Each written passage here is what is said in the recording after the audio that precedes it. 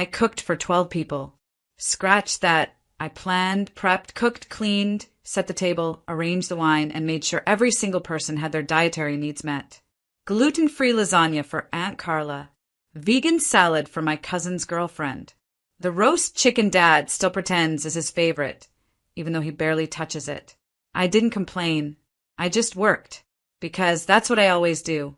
The daughter who has a knack for organizing, the woman who just knows how to make things happen. I was in the kitchen for 6 hours, and when it was finally done, I set the platters on the table with a quiet pride. It wasn't perfect, but it was good, thoughtful, made with care. Then Mom walked in, looked at the table, and wrinkled her nose like she'd stepped into a sewer. "We should have just ordered takeout," she said, loud enough for everyone to hear. "At least that would have been edible." My father chuckled. Not a word of pushback. Not even a glance in my direction. I looked around the room. 12 people eating food I made, sitting on chairs I arranged, and a home I cleaned. And not one of them stood up for me. Not one. So I did something I'd never done before. I stood up. I untied my apron. I laid it gently over the back of my chair. And I said, in the calmest voice I've ever used, "Next time, you can all pay for takeout too, because I'm done." They laughed. They thought I was being dramatic. Aunt Carla raised her glass like it was a toast. My cousin snorted into his wine. Even my brother said, "Don't be sensitive, Lena. It's just Mom." But I wasn't being sensitive. I was being done. An hour later, after the wine was poured and the dessert was being picked at, I slipped into the spare bedroom and opened my laptop. I canceled the Airbnb for Christmas. I voided the ski resort booking I made in my name for New Year's. I retracted the deposit on the summer rental. I deleted every calendar invite, every group chat message, every itinerary I'd put together over the past 6 months. I didn't say a word. I just erased myself. And for the first time in a very long time, I felt free. It didn't start with that dinner. It started decades earlier, with a family that quietly decided my usefulness was more valuable than my presence. I was the easy child, not the rebel, not the genius, not the golden son. Just Lena, the one who didn't need much, who always offered help before being asked. When Mom was stressed about holiday hosting, I was 10 and already setting the table just right. When Dad needed someone to coordinate his retirement party, I was 23, juggling a job and still handling invitations, RSVPs, and the speech no one thanked me for. When my brother got married, they called me the backbone of the wedding. I built the timeline, dealt with vendors, smoothed over fights between the bride and Mom. They said, "You're so good at this, Lena. What would we do without you?" They meant it as a compliment, but it wasn't. It was a warning that they had no intention of ever taking care of themselves. Or me. I didn't realize the weight I carried until my 34th birthday.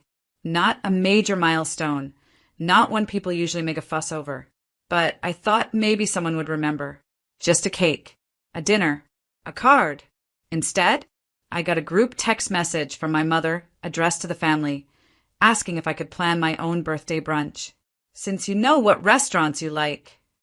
I stared at it for a long time, and like every time before, I said yes. I booked the table, confirmed the head count, paid the deposit, and when we got there, my mom said the mimosas were too sweet, and my dad asked if I could take photos of everyone at the table, but never handed me the camera so I could be in any of them. That was the day I began pulling away. Not all at once, just small things.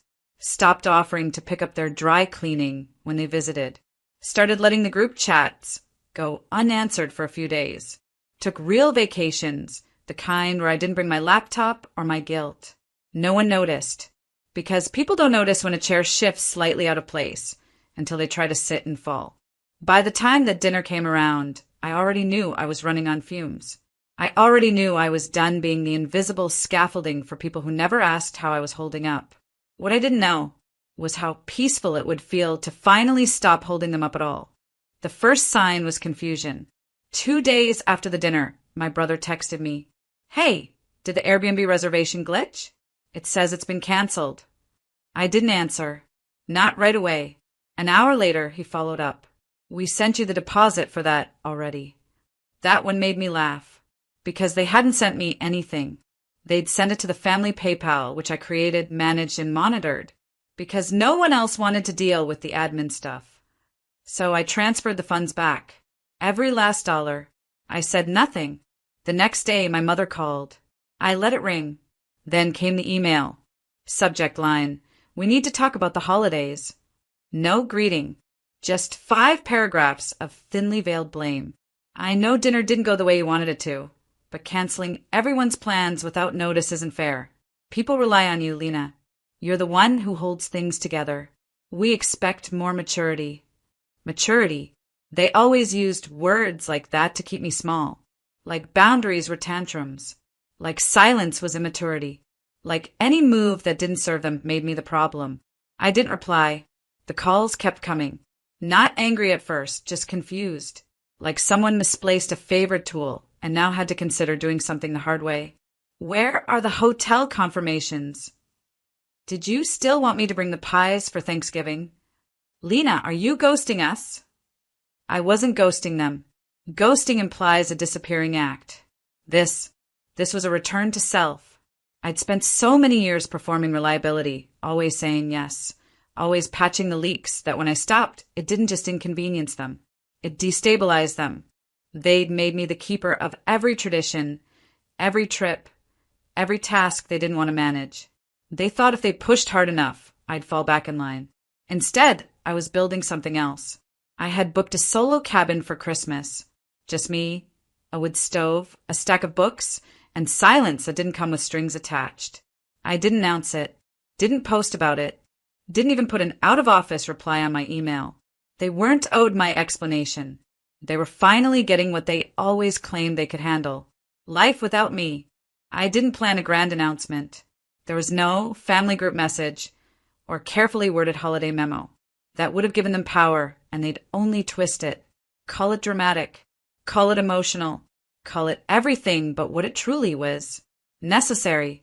Instead, I started where it mattered most, the systems. I deleted the shared Google Drive that held every birthday spreadsheet, meal plan, packing list, and calendar I'd ever created for them. Gone. I closed the travel rewards accounts I'd opened in my name to book flights for people who never reimbursed me on time. Done. I removed myself from all automatic reservations, gift exchanges, and group chats that had somehow become my seasonal job. Unsubscribed. I didn't scream. I didn't argue. I just reclaimed the bandwidth they were draining from me without permission. The freedom was addictive. In the past, I used a plan for 12. 12 people. 12 expectations. 12 chances to be disappointed, overlooked, or treated like staff in my own family. Now I was planning for one. Just me. I booked my holiday solo. 3 days in a quiet cabin upstate. Wood-burning fireplace. No Wi-Fi. I bought new pajamas, fresh coffee, and a small chocolate cake that I wouldn't have to share or justify. It cost less than hosting Thanksgiving had cost me the year before, but it felt like gold. A few days before Christmas, my cousin Danny messaged me privately. "Hey, just curious, are you still doing the big gift swap this year?" No one said anything. I stared at her text for a long time. Danny wasn't cruel. She was just one of the many who had gotten comfortable with me being in charge of everyone else's joy. So I replied, "No gift swap this year. I'm sitting this one out. Hope you enjoy the holidays." She sent back a sad face emoji then. "Wait, so who's going to host?" That was the moment I knew. Not one of them had even considered stepping up. They hadn't made alternate plans. They hadn't called each other. They were all waiting for the backup generator, me, to kick in. But this time, I wasn't flipping the switch. I wasn't angry anymore. Just done playing the role they assigned me. And the most beautiful part? They'd have to learn to live without the girl who used to do everything. Because I had already started learning to live without them. The unraveling started with a group chat I forgot I hadn't left yet. It was titled Holiday Master List, a thread I created 3 years ago so everyone could track flights, menus, car rentals, and guest lists in one place. It had become the default space where the entire family gathered to ask me how things were coming along. This year, it was chaos. So, who's picking up Nana from the airport? Does anyone know how to make gluten-free stuffing? Are we still doing the cabin? Or is it Grandma's house now? Wait, is anyone even bringing dessert?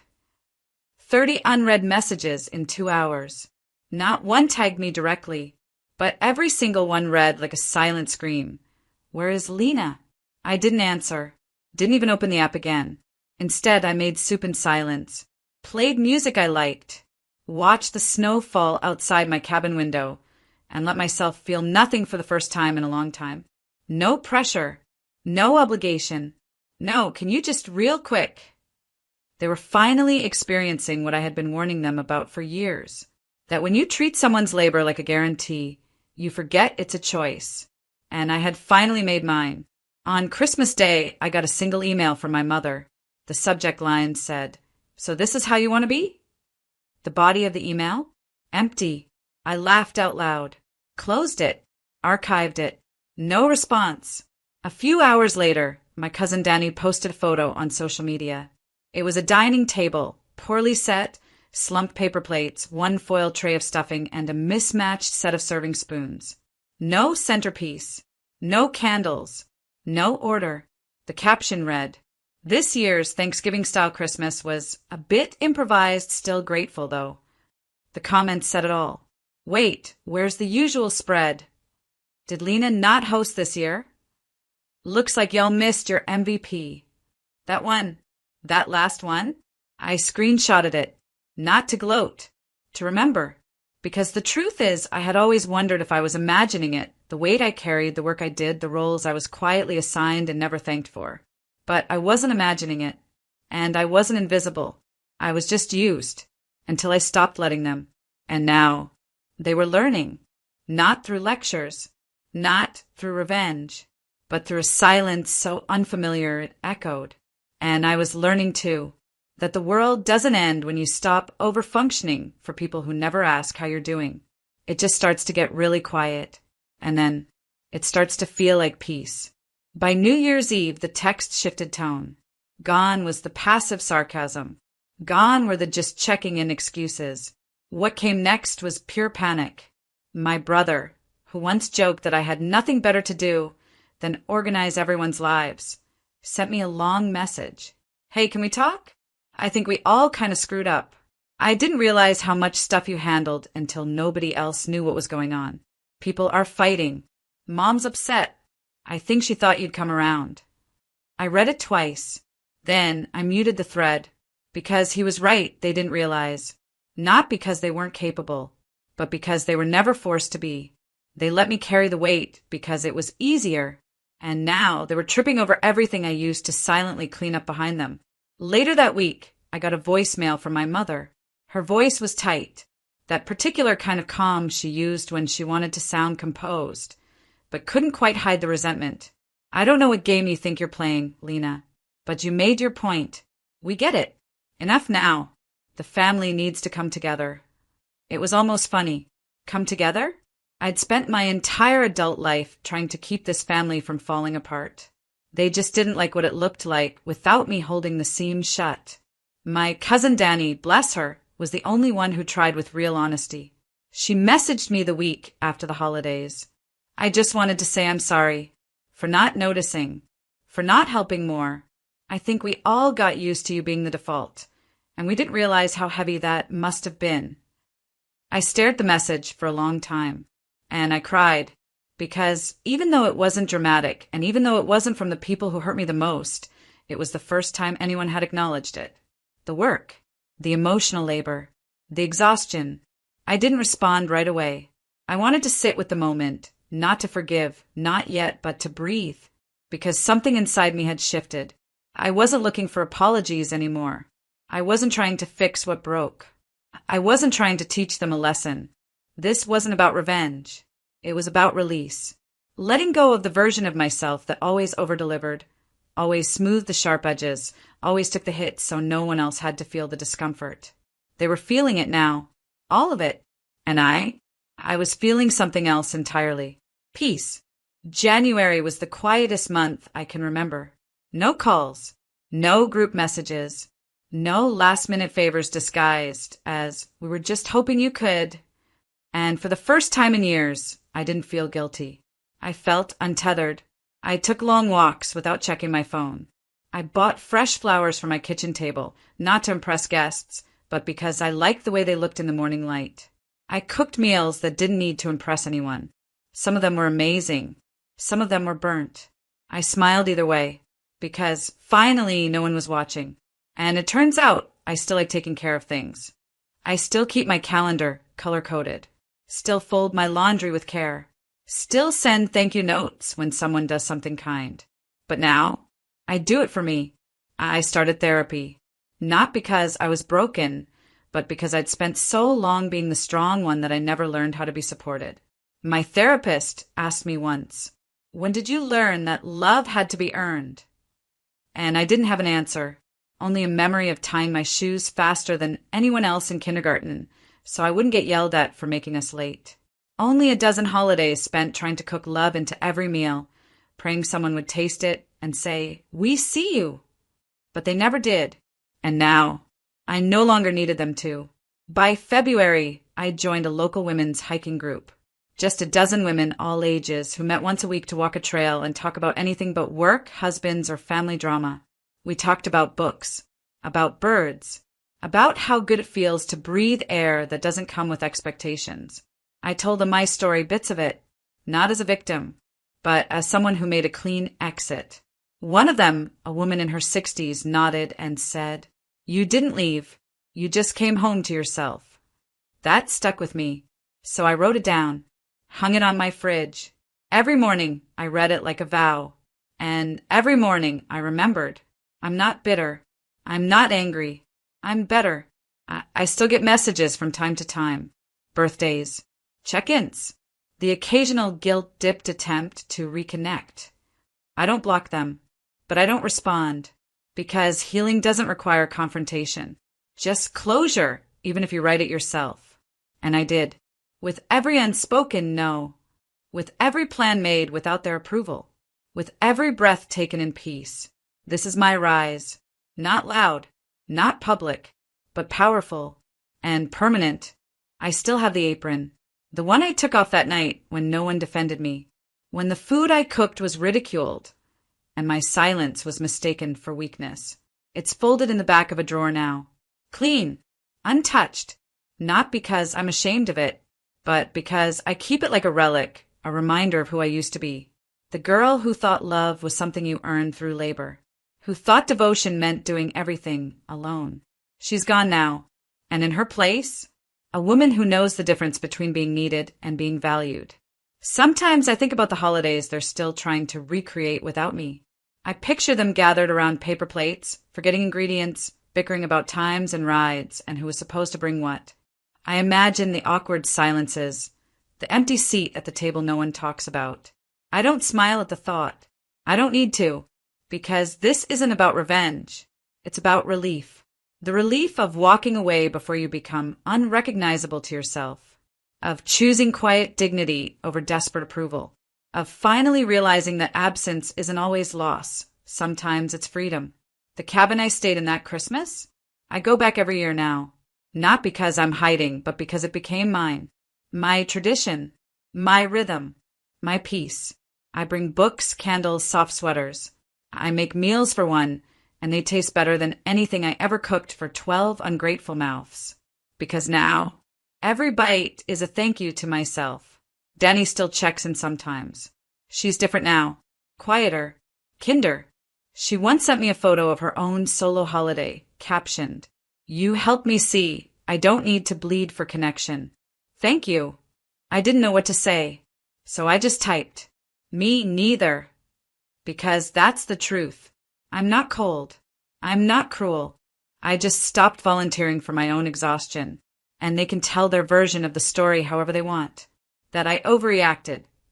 That I isolated myself. That I cut everyone off. Let them, because I'll tell mine too.